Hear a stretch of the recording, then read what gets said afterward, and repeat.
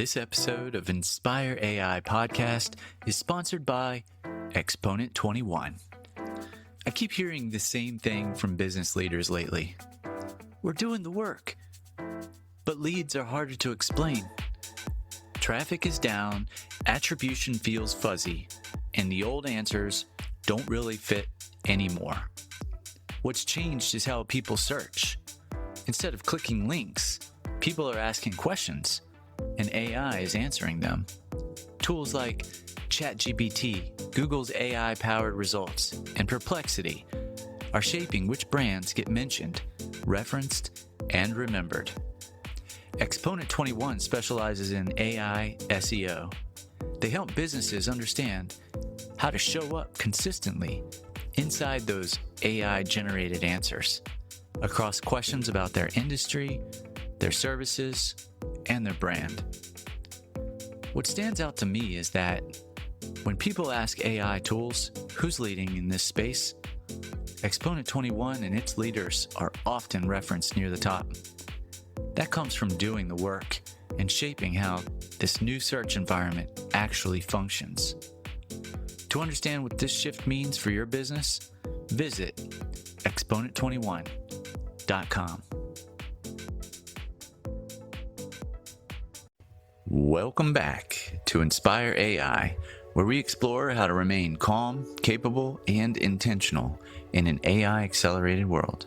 Today, we're taking another look at human in the loop at the next level. Because once you move from a single model into multi-agent systems, everything about oversight changes. The question is no longer, did the outcome get the right answer? It's, did the system behave correctly across multiple interacting agents? Where does the human judgment sit in a system that no longer has a single point of control? Let's start with the shift.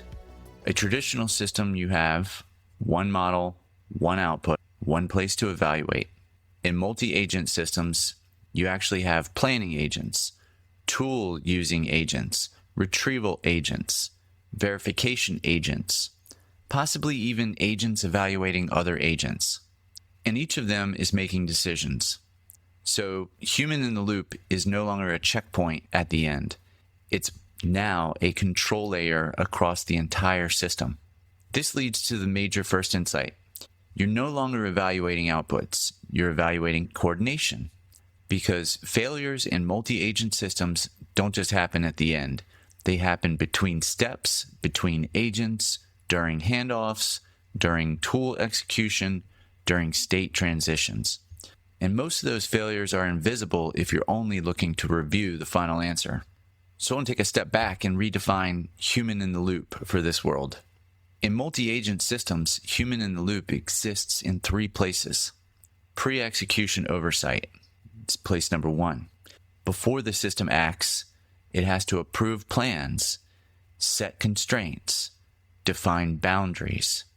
This is where you prevent bad outcomes before they start. Another place is process intervention.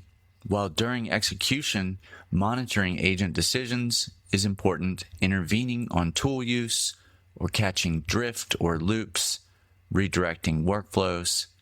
This is where most systems today are weakest, because they don't expose enough visibility into what happens mid-flight. And the third place is post-execution evaluation. After the system completes, reviewing outcomes, auditing trajectories, feeding corrections back into the systems. This is the most common pattern, but also the least sufficient on its own. Now I think about that and I say, this is probably where it gets interesting.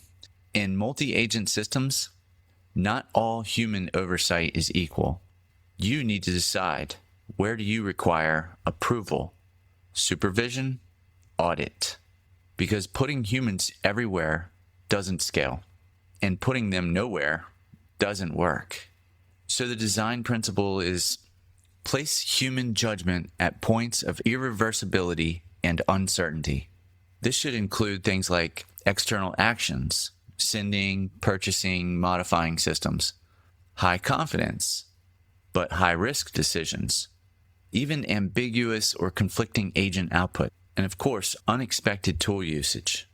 This aligns directly with what we know from human-in-the-loop systems more broadly. Oversight only matters if it can change the outcome. Now I want to share some failure modes, because this is where the multi-agent systems introduce entirely new risks. You're no longer just dealing with hallucination. You're dealing with system-level failure patterns. Pattern number 1, agent misalignment. One agent optimizes for speed, another optimizes for correctness. The system produces inconsistent or contradictory behavior. Failure mode number 2, cascading errors. One agent makes a small mistake. That mistake becomes input for the next agent. And suddenly, the entire workflow is corrupted. And you gotta trash it. Failure mode number 3, tool misuse at scale. Agents call tools incorrectly, but now it happens across multiple agents. So instead of one bad API call, you get a chain of incorrect actions. Yikes. Failure mode number 4, silent coordination failure.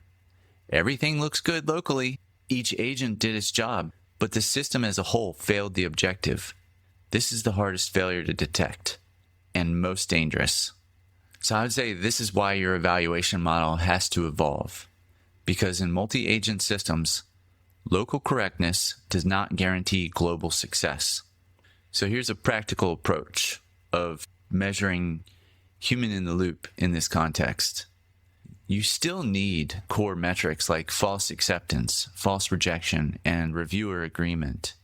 But now you add system level metrics like trajectory correctness and ask yourself, did the full sequence of actions make sense? And how about handoff integrity? Did agents pass the right context to each other? And then there's intervention rate. How often did humans need to step in mid-process? And then there's recovery success rate. When humans intervened, did the system recover? And finally, but most importantly, system-level task success. Did the job actually get done? My last podcast episode for more on that one. Now let's connect this to managing an agent factory model, because this is where your differentiation becomes real. With learning agents, human in the loop is about teaching, correcting, labeling. You want maximum human involvement. Workflow agents, human in the loop is about exception handling, monitoring escalation. This is where you want a targeted intervention.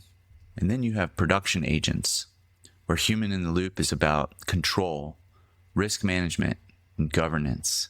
The business demands minimal but critical intervention points. Because if you apply the wrong model, you either slow everything down or let risks scale unchecked. And in multi-agent systems, the risk compounds quickly. So let's bring this home, because this is where your role becomes very clear. You are no longer deploying AI systems. You're designing decision ecosystems. And your responsibility is to answer, where does judgment live? Who owns it? When can the system act independently? When must it defer to a human? And how do those decisions improve over time? One final shift before we head out. In single model systems, human in the loop is about reviewing intelligence. In multi-agent systems, human in the loop becomes more about governing autonomy. And that is a fundamentally different problem. Some might say it's a profound shift, because now you're not just asking, is this correct? You're asking, is this system behaving in a way we trust?